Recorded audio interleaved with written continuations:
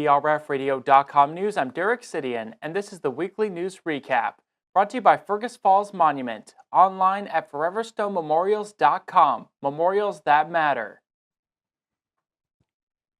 During last Tuesday's meeting, the Fergus Falls City Council set in motion legal action against the Daily Journal to determine whether the publication qualifies to be the city's legal publication. Ward 3 Council members Al Krameyer and Mike Mortensen continued to spearhead questioning the Daily Journal's legitimacy following major formatting changes the company made to their publication at the beginning of this year. Per state law, Councilmember Krameyer suggested the city petition the district court for a declaratory judgment to determine whether the newspaper remains qualified to post the city's legal notices. At the previous committee of the whole, Councilmember Mortensen asked the Daily Journal's publisher Ken Hardy if he would be opposed to bringing the issue to court. I would be opposed to that. We've met all these statutes, and we always have. We've been a legal newspaper for over 150 years, so I'd be opposed to that. We have proved our point, and the authority on this is the Minnesota Newspaper Association and the Secretary of State. And in conjunction with that, I was referred to Mark Anfinson, the attorney for Minnesota Newspaper Association, who handles all such requests. This is the proof. At Tuesday's council meeting, Councilmember Krameyer continued to question why Hardy and the Daily Journal would not want to bring the case to court. Why would you not want to prove that you are correct if you're so confident? It's very simple to me. If you can prove yourself correct by going to a judge and saying, pleading your case, then we're good with it. I don't understand that thinking.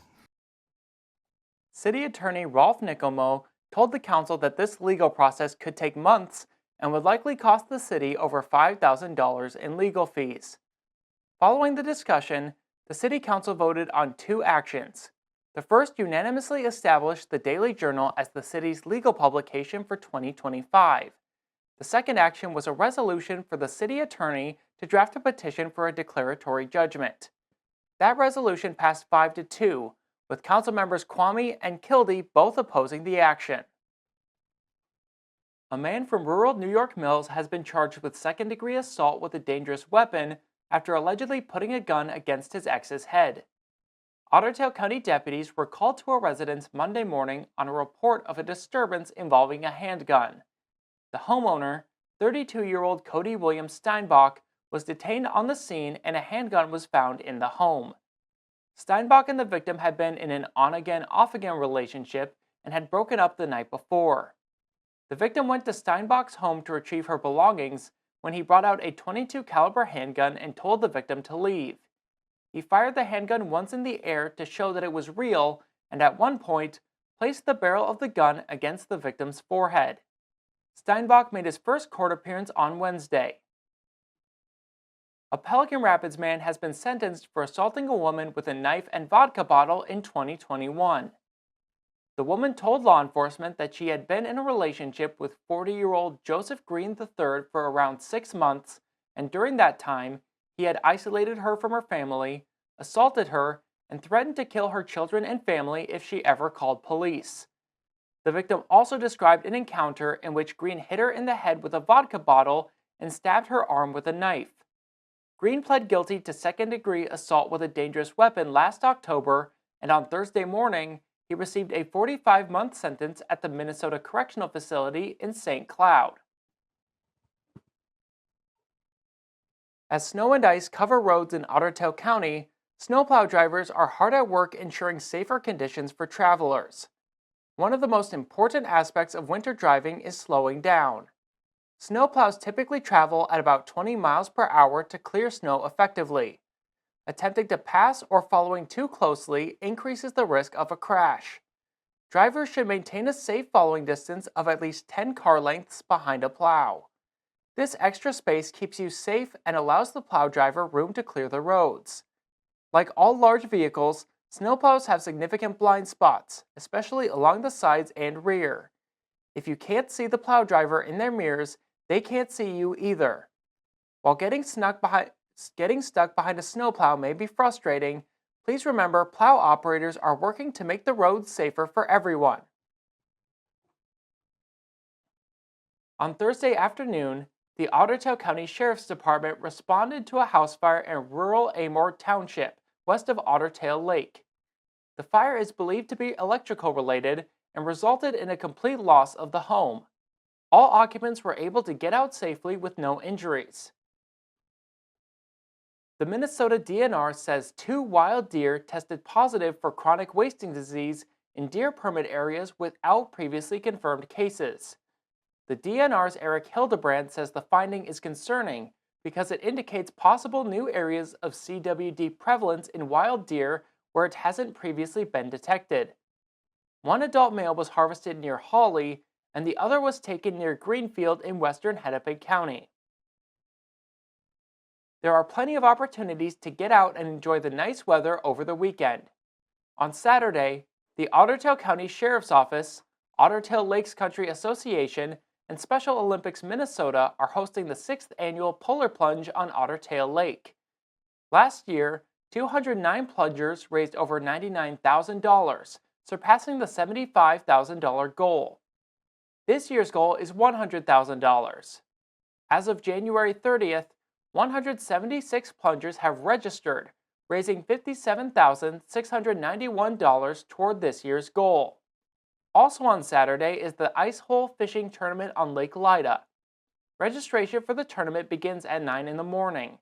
The competition will start at 11 and run until 4.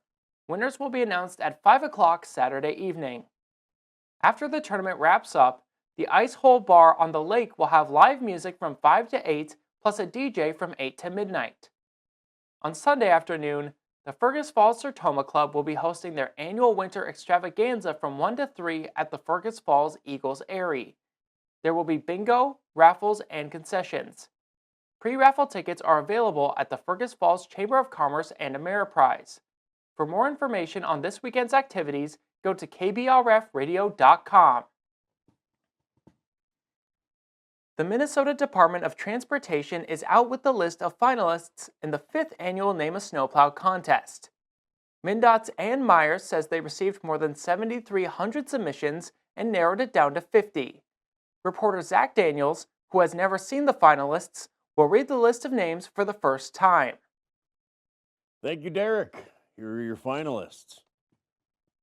867530 Brine. A Little Salty. Aaron Burr-Sir. Accumulus Removus. Albert Einstein. Anthony Sledwards.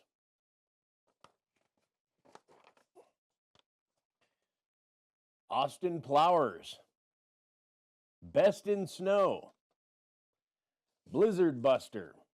Bob Chillin. Bertha. Catch My Drift. Chili Eilish. De Iceman Cometh. Don't You Snow. Flake Superior. Frosty the Snowplow. Hot to Snow. I Came, I Thought, I Conquered. In My Blizzard Era. James J. Chill. Joe Plower. Just Scrapin' By. Lady Slippery. Land of 10,000 Snows. Little Plow on the Prairie. La Plow de Nord. Mike Snow Be Gone. Melton John. That's a good one. Minnesota Nice. Miracle on Ice. No Business Like Snow Business. Oh, Snow You Didn't. Orange Peeler. Plowabunga. And the list continues. Plower in the Wind. Plower Power. Rudy Go Burr. Salt me, baby, one more time. Say it ain't snow. Snowplow. Snow big deal. Snow country for cold men. That's a good one. Snow place like home. Snowtorious B.I.G. Sub-Zero Hero. The North Plow. We're off to see the blizzard. Winter Warrior. You're welcome. For KBRFradio.com News, I'm Zach Daniels. Voting will remain open through noon on Friday, February 7th. This has been the Weekly News Recap, brought to you by Fergus Falls Monument. Online at foreverstonmemorials.com, memorials that matter. For KBRFradio.com News, I'm Derek Sidian. Tune in every Friday at 12:30 on KBRFradio.com or on the Fergus Now app to stay up to date with local news. Get more news at KBRFradio.com. Sign up for email news sent right to your inbox, delivered by Cooper's Office Supply.